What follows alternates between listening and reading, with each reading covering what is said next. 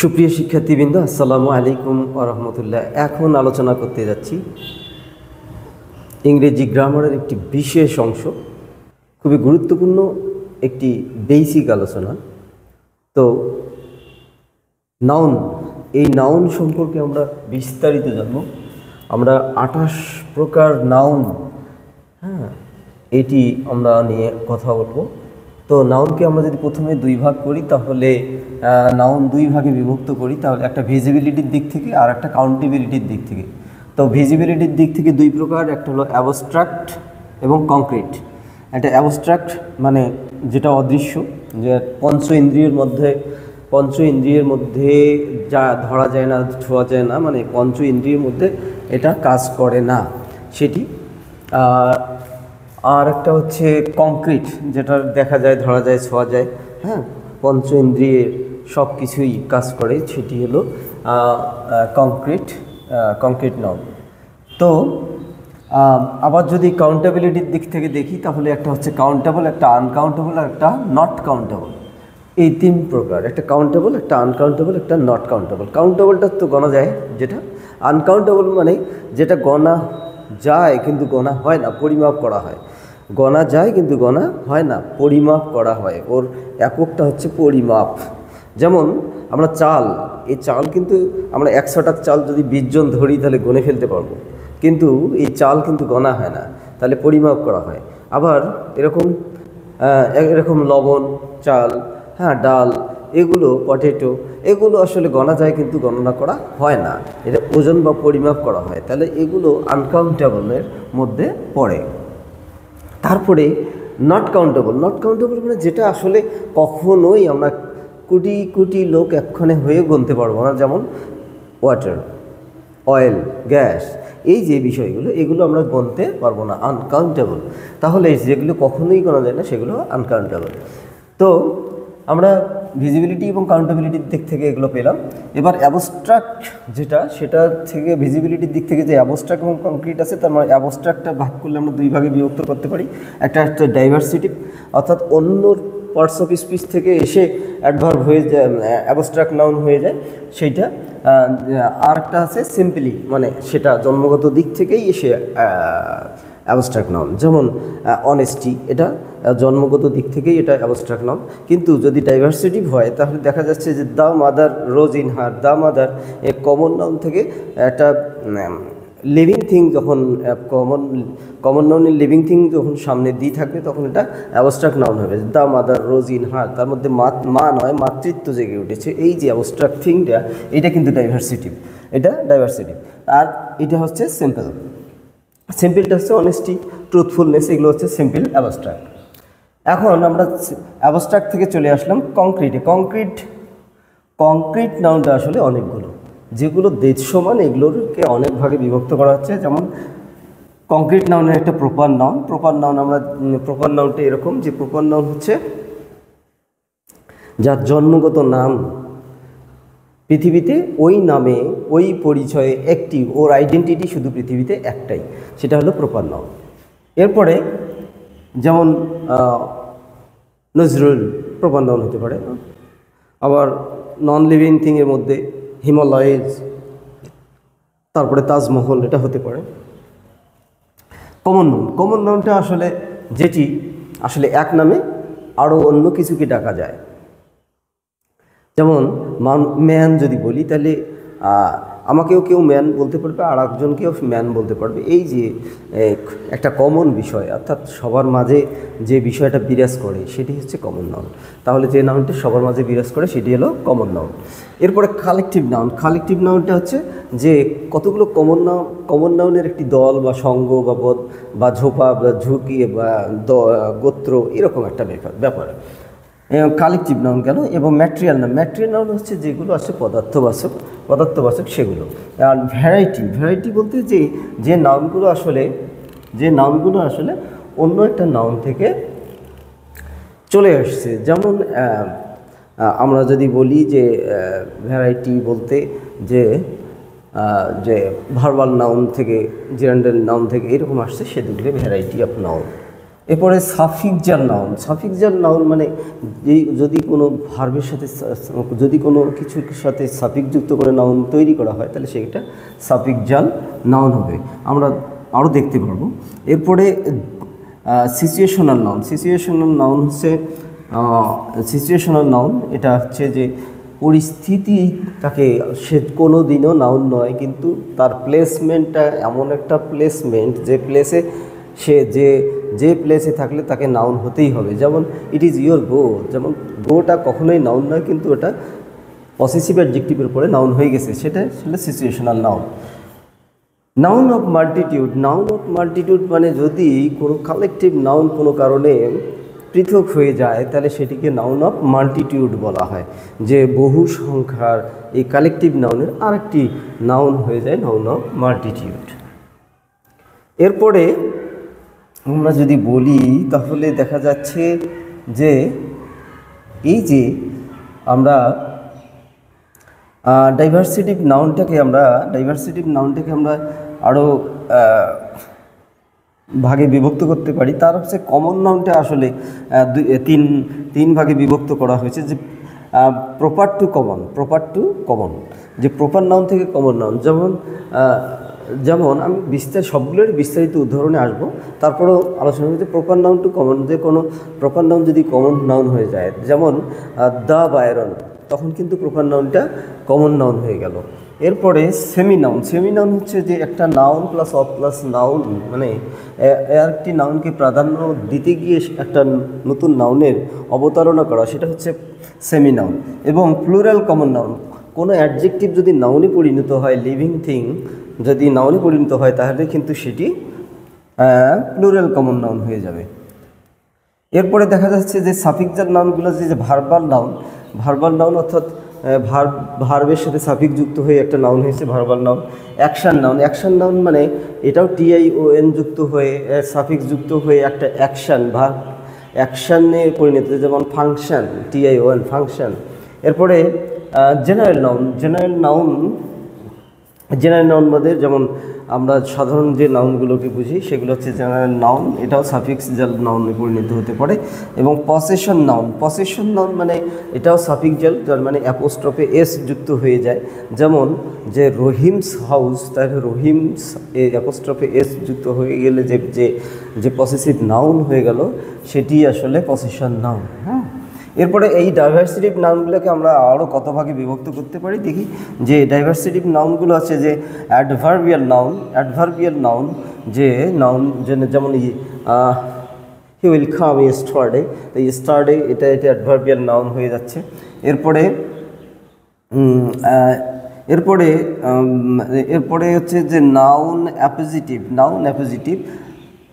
Appositive হচ্ছে যে একটা নাউনের আরও একটা পদবি যদি আমরা প্রকাশ করি তাহলে এটিও একটি, যে নাউনটি প্রকাশ করতেছি তারই আরেকটি শাখা নাউন যদি হয় তাহলে সেটা নাউন অ্যাপোজিটিভ হয়ে যাবে। এবং নাউন ইনফিনিটিভ, যদি ইনফিনিটিভ কোনো কারণে নাউনের ভূমিকা পালন করে সেটাকে নাউন ইনফিনিটিভ বলা হবে। নাউন পার্টিসিপল, যে পার্টিসিপল যদি নাউনের ভূমিকা পালন করে, নাউন অ্যাডজেক্টিভের ভূমিকা পালন করে তাহলে সেটি পার্টিসিপল নাউন ধরব। সেমি নাউন আমরা আলোচনা করেছি, সেমি নাউন যে নাউনের আরেকটি রূপ হচ্ছে সেমি নাউন। এরপরে হাইফেনেটেড নাউনটা হচ্ছে যে যদি আমরা কোনো কম্পাউন্ড নাউনে হাইফেন ব্যবহার করি সেটা হচ্ছে হাইফেনেটেড নাউন। আমরা টোটাল বিষয়টাকে যদি আমরা আবার কি করি, যে আমরা দেখি যে 28 টাইপস অফ নাউন্স, তাহলে আমরা দেখি যে অ্যাবস্ট্রাক্ট নাউনটা হচ্ছে যে অনেস্টি। এই যে আমরা দেখতেছি যে honesty is the best policy, honesty is an abstract noun. এরপরে কংক্রিট নাউন, দ্য খ্যাট এখানে কিন্তু অ্যাবস্ট্রাক্ট নাউন। এরপরে ডাইভার্সিটিভ নাউন, এই যে দি ব্রাদার মানে ভ্রাতৃত্ব, দি ব্রাদার ফাউন্ড ইন হিম, তার মানে এটা একটা অ্যাবস্ট্রাক্ট নাউন কিন্তু ডাইভার্সিটিভ অন্য একটা কমন নাউন থেকে চলে আসছে, এই জন্য ডাইভার্সিটিভ নাউন। এটা সিম্পল নাউন, রানা একটা simple noun. Countable noun, man countable. Uncountable হলো রাইস, যে গণা যায় কিন্তু গণা হয় না। আর নট কাউন্টেবল মানে ওয়াটার, আমরা কখনোই গুনতে পারবো না। হ্যাঁ, এরকম। তারপরে আমরা যদি দেখি এরপরে proper noun Rabbi proper noun. এরপরে common noun pen common noun. এরপরে collective noun cattle collective noun. হ্যাঁ, ক্যাটল হচ্ছে কালেকটিভ নাউন। এরপরে যদি আমরা দেখি যে ম্যাটেরিয়াল নাউন, তাহলে গোল্ড এটি ম্যাটেরিয়াল নাউন। হ্যাঁ, গোল্ড ম্যাটেরিয়াল নাউন, কিন্তু গোল্ড থেকে যদি কিছু তৈরি হয় যেমন রিং, তাহলে কিন্তু ম্যাটেরিয়াল নাউন হবে না, সেটা হবে কমন নাউন। এরপরে ভ্যারাইটি অফ নাউন, মানে ইট ইজ ইউর গো, যে এই যে নাউনের ভ্যারাইটি, অর্থাৎ অন্য একটা ভার্ব থেকে এটা নাউনের জন্ম। হ্যাঁ, এটি এরকম একটা কিছু। তো এরপরে সাফিক্সাল নাউন, মানে এই যে সাফিক্স একটা যুক্ত হয়েছে, সাফিক্স অ্যাপ্রুভ থেকে অ্যাপ্রুভাল, ভার্বটা নাউন হয়ে গেছে অ্যাপ্রুভাল, এই জন্য এটাকে সাফিক্সাল নাউন আমরা বলবি। সাফিক্সাল নাউন অনেক প্রকার হতে পারে। নাউন অফ মাল্টিটিউড, তাহলে জুড়ি, এই জুড়ি হচ্ছে জুড়ি ওয়ার ডিভাইডেড ইন্টু টু, যখন কালেকটিভ নাউন দুই ভাগে বিভক্ত হয় তাকে সেটা আমরা নাউন অফ মাল্টিটিউড বলি, যে জুড়ি। Situational noun tell me about your like, এই যে লাইকটা আসলে কখনোই নাউন নয়, কিন্তু এখানে পসেসিভ অ্যাডজেক্টিভের পরে এটা নাউন হয়ে গেছে। হ্যাঁ, সুতরাং এটি একটি সাফিক্সাল নাউন, এটি একটি সিচুয়েশনাল নাউন। এরপরে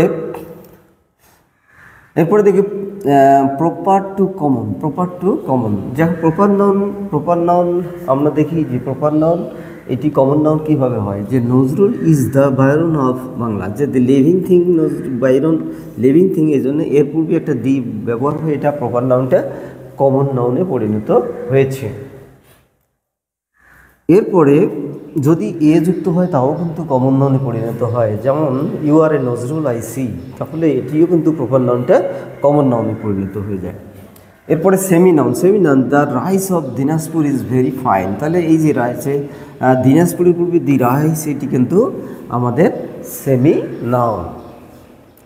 এরপরে প্লুরাল কমন নাউন, যে দেখা যাচ্ছে এখানে একটা অ্যাডজেক্টিভ আছে, অ্যাডজেক্টিভের সামনে অ্যাডজেক্টিভ লিভিং থিং, এর পূর্বে একটা দি আছে। যদি নন লিভিং থিং তাহলে কিন্তু হবে না, দি লিভিং থিং, কিন্তু তার পূর্বে দি আছে, যার ফলে এটা অ্যাডজেক্টিভ থেকে প্লুরাল কমন নাউনে পরিণত হয়েছে। এই জন্য ইজ না হয়ে আর হয়ে গেছে, এখানে কিন্তু আর হয়ে গেছে। তাহলে plural common noun the rich, মানে ধনীরা মানে বহু বচন হয়ে গেছে, তাই এখানে আর হয়ে গেছে। এরপরে ভার্বাল নাউনটা হচ্ছে যে ভার্ব থেকে যখন নাউনে পরিণত হবে, যেমন সাফিক্সাল নাউন, যেমন এল যুক্ত হয়েছে, এইখানে ভার্বাল নাউন হয়েছে। এরপরে অ্যাকশন নাউন, অ্যাকশন ভার্ব নয়, এটা হলো অ্যাকশন নাউন হবে, অ্যাকশন নাউন। তাহলে যে I am in a function, তাহলে এইটা অ্যাকশন নাউন পরিণত হয়েছে। এরপরে জিরান্ডিয়াল নাউনটা হচ্ছে যে ভার্বের সাথে আইএনজি যুক্ত হয়ে যখন নাউনের কাজ করবে, অর্থাৎ ভার্বের পূর্বে এটি নাউনের কাজ করেছে, আর ভার্বের সাথে আইএনজি যুক্ত হয়ে নাউনের কাজ করলে তাকে জিরান্ডিয়াল নাউন বলা হবে, অর্থাৎ জিরান্ডিয়াল নাউন। আর ভার্বের সাথে আইএনজি যুক্ত হয়ে যদি অ্যাডজেক্টিভের কাজ করে, তাহলে সেটা পার্টিসিপল হয়ে যাবে, মানে present participle adjective as well as adjective হয়ে যাবে। তাহলে যে walking is a good exercise, তাহলে এটি কিন্তু ওয়াকিংটা হচ্ছে জিরান্ডিয়াল নাউন। এরপরে পসেসিভ নাউনটা হচ্ছে যেমন ইট ইজ রহমানস হাউস, তাহলে রহমানস হাউস যদি এস দেওয়া আছে, তাহলে এটি একটি পসেসিভ নাউন। প্রপার নাউনটার কী হয়েছে, পসেসিভ নাউনে পরিণত হয়েছে। এরপর অ্যাডভার্বিয়াল নাউন কীরকম, আচ্ছা, আই অ্যাম লিভিং টুমরো, এই যে লিভিংয়ের পরে টুমরোটা একটা নাউনে পরিণত হয়েছে এবং সেটি কি অ্যাডভার্বিয়াল নাউন হয়েছে। এরপরে আমরা যদি দেখি সেটি হচ্ছে 24, সেটি হচ্ছে নাউন অ্যাপোজিটিভ। দেখো মিস্টার খানও যে হেড টিচার অফ AUC, সেও কিন্তু একই ব্যক্তি, যার ফলে এটি হচ্ছে নাউন এর পদবী বা নাউন অ্যাপোজিটিভ আমরা এটাকে বলবো। তাহলে এটাকে আমরা কি বলবো, এটাকে আমরা নাউন অ্যাপোজিটিভ বলবো। এরপরে কমন নাউন, কম্পাউন্ড নাউন হচ্ছে যে আসলে একটা কখনোই নাউন নয়, এরকম নাউন নাই, অথচ দুইটা পার্টস অফ স্পিচ মিলে একটি নাউন হতে পারে। যেমন আউটপুট, আউট একটা প্রিপোজিশন, পুট হচ্ছে একটা ভার্ব, ভার্ব এবং নাউনে একখানে হয়ে একটা কম্পাউন্ড নাউন পরিণত হয়েছে, যার ফলে এটাকে আমরা বলবো কম্পাউন্ড নাউন। এরকম প্রিপোজিশন প্লাস নাউনে আবার ওভারব্রিজ, হ্যাঁ, এগুলো নাউন হতে পারে, কম্পাউন্ড নাউন হতে পারে। তারপরে নাউন ইনফিনিটিভ, নাউন ইনফিনিটিভ যে 2 + V1 = ইনফিনিটিভ। ইনফিনিটিভ যখন ভার্বের পূর্বে বসে নাউনের ভূমিকা পালন করে, এটা নাউনের ভূমিকা পালন করে, তখন তাকে নাউন ইনফিনিটিভ বলবো, তখন তাকে আমরা নাউন ইনফিনিটিভ বলবো। এরপরে আছে 27-এ বলা হচ্ছে যে noun participle, they do not get into a running bus. এখানে রানিং কথাটা কিন্তু একটু প্রেজেন্ট পার্টিসিপল অ্যাডজেক্টিভের ভূমিকা পালন করছে, কিন্তু আমরা এটিকেও আমরা অ্যাডজেক্টিভ না বলে, যেহেতু বাসের কোনো তথ্য দেয় নাই, এই জন্যে এটিকে অ্যাডজেক্টিভ বলার সুযোগ নাই, এটিকে রানিং টাইপের পার্টিসিপল নাউন আমাদের বলতে হচ্ছে, নাউন। এরপরে hyphenated compound noun, hyphenated compound noun. এই কম্পাউন্ড নাউনটা আসলে কম্পাউন্ড নাউন, কিন্তু এখানে হাইফেন থাকার কারণে এটাকে বলা হচ্ছে হাইফেনেটেড কম্পাউন্ড নাউন। তো এই ছিল আমাদের 28 টাইপস অফ নাউন্স। নাউনের আমরা বিশদ বিবরণ আমরা নাউন সম্পর্কে জানলাম, এবং নাউনগুলো আসলে এভাবে না জানলে আমাদের অনেক কিছু জিনিসে ব্যাঘাত ঘটবে, যার ফলে আমাদের নাউনটাকে আমাকে দারুণভাবে জানতে হবে যে নাউনের কতটা রূপ, কতটা চেহারা, কতটা কোন জায়গায় বসে কি নাউন হতে পারে, কোন পার্টস অফ স্পিচ কোন সময় নাউন হয়ে যেতে পারে। এই যে নাউনের যে ব্যাপক যে পরিস্থিতি, এই পরিস্থিতিগুলো বিভিন্ন সিচুয়েশনাল নাউন থেকে, সেটা ডাইভার্সিটিভ নাউন থেকে শুরু করে সাফিক্সাল নাউন থেকে শুরু করে যতগুলো প্রকার নাউন আছে সেগুলোকে আমাদের চিনতে হবে, তা না হলে আমরা পারবো না। তো এরকম ভিডিও আবারও আমরা নিয়ে আসবো ইনশাল্লাহ। সেই পর্যন্ত সবাই ভালো থাকো, সুস্থ থাকো। আল্লাহ হাফেজ। আসসালামু আলাইকুম ওয়া রাহমাতুল্লাহ।